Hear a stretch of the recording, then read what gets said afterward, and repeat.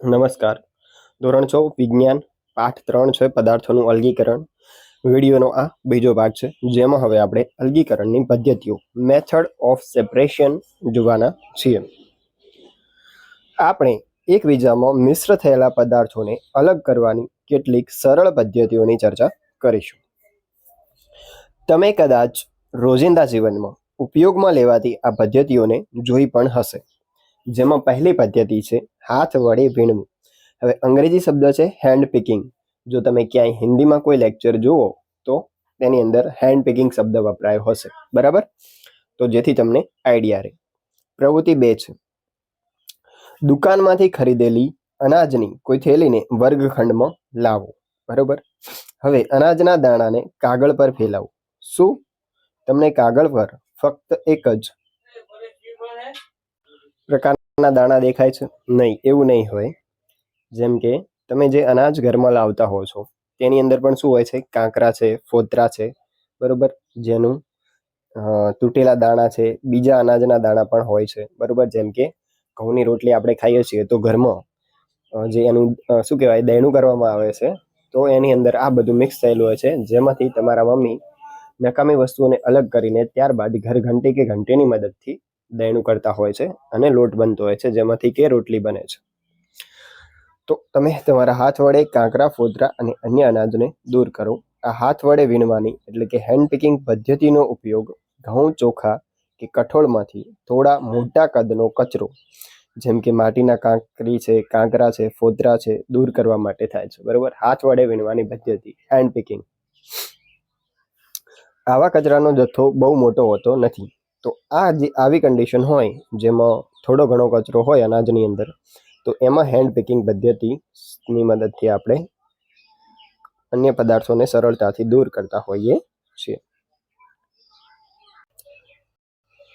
તે પછી છે અનાજનું છડવું એટલે કે થ્રેશિંગ.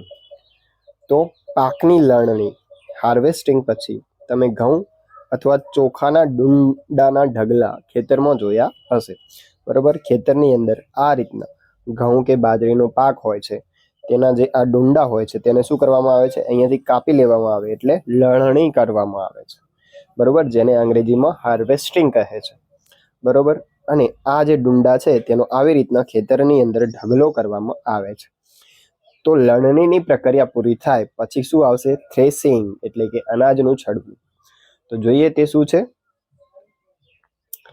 દાણા કાઢતા પહેલા શું કરવામાં આવે છે? બાજરીને તડકામાં બાજરીને સૂકવી દેવામાં આવે છે. બાજરી છે, ઘઉં છે, કોઈ પણ અનાજ છે. દરેક ડુંડાની અંદર અનાજના દાણાઓ રહેલા હોય છે આ રીતના. તો ખેતરમાં રહેલા સેંકડો ડુંડામાં રહેલા દાણાની સંખ્યાની કલ્પના કરો. ખેડૂત કઈ રીતે ડુંડામાંથી અનાજના દાણાને અલગ કરે છે?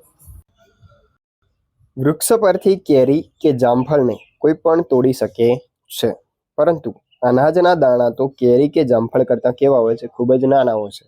તો કેરીની જેમ એક એક તોડીને દાણા અલગ કરી શકાય નહીં. ડુંડામાંથી દાણાને કઈ રીતના અલગ કરવામાં આવે છે? તો આ જે પદ્ધતિ છે તે રીતને છાડવું એટલે કે થ્રેશિંગ કહે છે.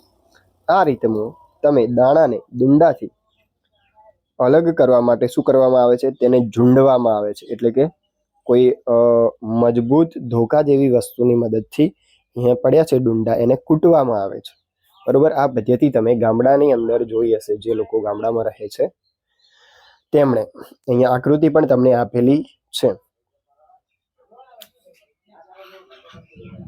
કેટલીક વાર બળદથી મદદથી પણ આ કામ થાય છે. મોટા જથ્થામાં દાણાને છડવા માટે યંત્રો પણ વપરાય છે, બરોબર? તો આપણે છડવાની એટલે કે થ્રેશિંગની પ્રક્રિયા અનાજની અંદર પૂરી કરી. આપણે આખી પ્રોસેસ જોઈ રહ્યા છીએ, બરોબર? સૌપ્રથમ પાક ખેતરમાં થાય છે, ત્યાંથી લણવાનું, લણ્યા પછી છડવાનું, છડવા પછી શું આવશે? ઉપણવું, જેને શું કહે છે? વિનોઈંગ. તો સૂકી રેતી સાથે લાકડાનો વેર કે સૂકા પાંદડાનો ભૂકો મિક્સ કરો, બરોબર? રેતી, એની અંદર લાકડાનો વેર અને સૂકા પાંદડાનો ભૂકો, આ બંને મિક્સ કરવાનું છે. આ મિશ્રણને થાળી કે છાપા ઉપર મૂકો અને ધ્યાનથી જુઓ તો બંને ઘટકો તમને કેવા અલગ દેખાશે? રેતી અને બીજું શું છે? લાકડાનો વેર અને સૂકા પાંદડા. તો આ જે મિશ્રણ છે તેને હાથ વડે અલગ કરી શકાય નહીં. તો અલગ કરવા માટે શું કરવાનું છે? આ જે તમે વસ્તુ લીધી છે બરોબર, તેને એક પાત્રની અંદર લેવાની છે. આમાં શું છે? રેતીનો ભૂકો, રેતી, લાકડાનો ભૂકો, લાકડાના વેરનો ભૂકો અને પાંદડાનો ભૂકો. આ પાત્રને એક ઊંચી જગ્યાએ ઊભા રહેવાનું છે તમારે, આ રીતના હાથ ઉપર પકડીને, અને તેને ધીમે ધીમે પાત્રને નમાવાનું છે, ધીમે ધીમે નીચે પડે એ રીતનો.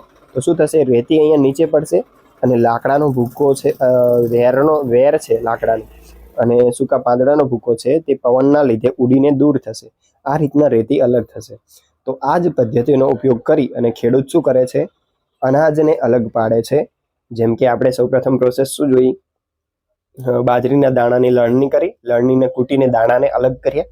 હજુ પણ દાણાની અંદર ફોતરા રહી ગયા છે નાના નાના, તો તેના માટે શું કરવામાં આવશે? બાજરીને આ રીતના ઉપણવામાં આવશે, એટલે ફોતરા ઉડીને દૂર જશે અને અહીંયા તમને શુદ્ધ બાજરી પ્રાપ્ત થશે. તો ખેડૂતો આ પદ્ધતિનો ઉપયોગ કરીને શું કરે છે?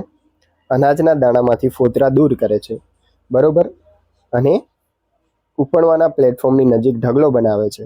ફોતરાનો ઉપયોગ શું થાય છે? પશુઓ તેને ચારા તરીકે, ખોરાક માટે ઉપયોગમાં લે છે. આગળની પદ્ધતિ નેક્સ્ટ વિડીયોમાં જોઈશું. ધન્યવાદ. સબસ્ક્રાઈબ.